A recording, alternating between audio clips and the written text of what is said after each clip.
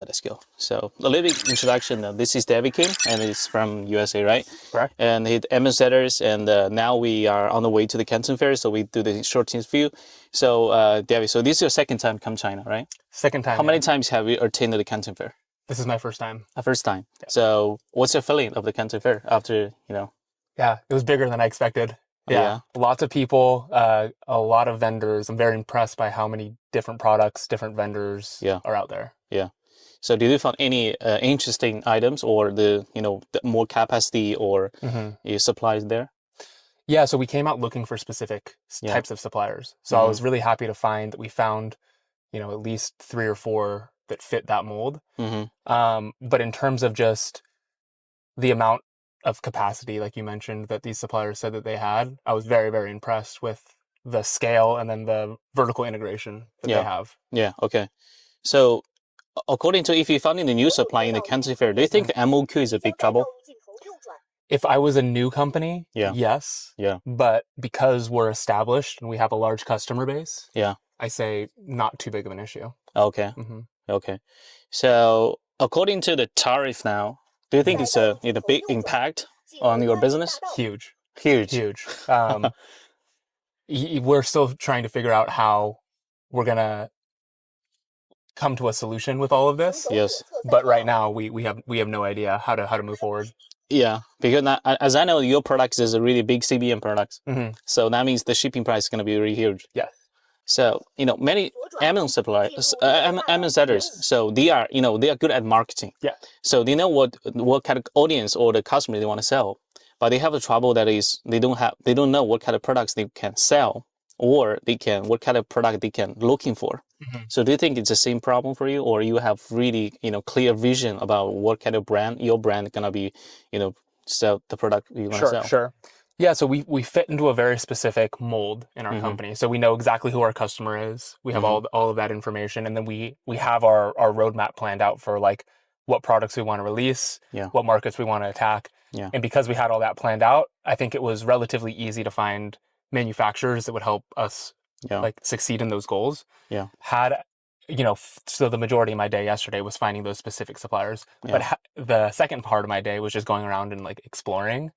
Had I not had a specific product that I was looking for, I would have definitely not been able to, find anything specific just because there's so much out there. Yeah, explore some new ideas. Exactly, yeah. Okay. I mean, I did think that there was a lot of good inspiration there for products that weren't necessarily in my type of, company. But yeah.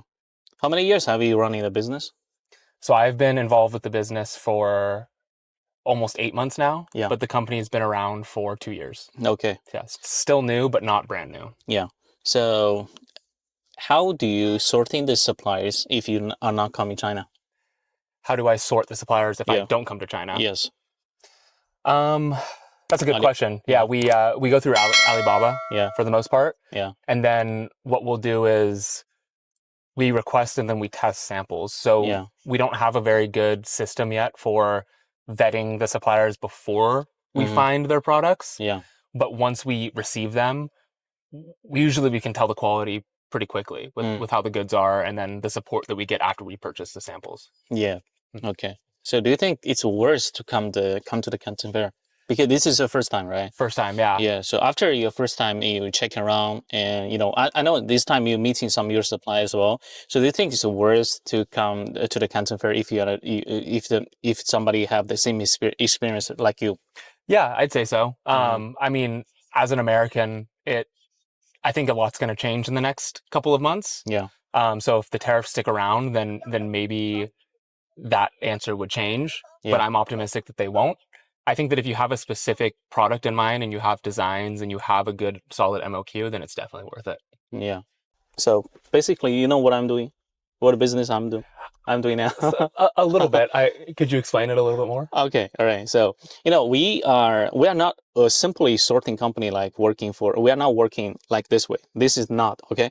So we're not helping so if you want to today buy this product, we help you buy this product. No, because we involve in one brand, especially to help them to improve margin. Okay. Or develop a new product or making their supply chain more stronger. because we are based in China, and the reason I set up a company in Shenzhen because I can go around Guangzhou. So Guangzhou is a place in China that can create products. They can have, they are not copy, they create. And also I have office in Zhejiang province, which is near Jiangsu, Ningbo, and Shanghai. So there is a productivity places. So we can, some kind of labor force products. So we trying to use our supply chain over China to help them to, develop new products. And if they have the existing products, we can help them to, to find some way to save the cost, improve the margin, whether, to defense some kind of tariff impact or shipping, impact, something like that. And so our main function is like, if I work with you, my main function that is gonna help you to improve your margin and develop the new products and make your supply chain more stronger. So this is what I'm mainly doing. There are many sorting companies in China. They do the same work, but they try and only help you to, source the products.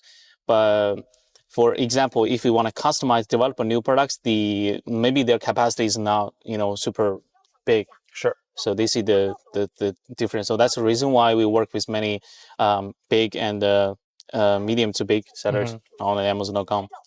Do you mainly find U.S. brands selling on Amazon, or do you? We actually, the current products we mainly sell in the U.S. and Australia, German, and UK. Okay. Yeah. So you're all over. Yes, yeah. But we main source it from China because we think some of the items still the China still can manufacture quickly, and we have the ability to to develop new products in a short time. So these are the different things. Yeah, definitely. Yeah. So, and also for any products, we know what is the rules you want to sell. Example, if you want to sell in the USA, so what kind of the tracking labels or the textile standard this product needs to match, and because we have we'll collaborate with some laboratories, so they're gonna have the standard, so we can also assist the customer to do the testing, something like that.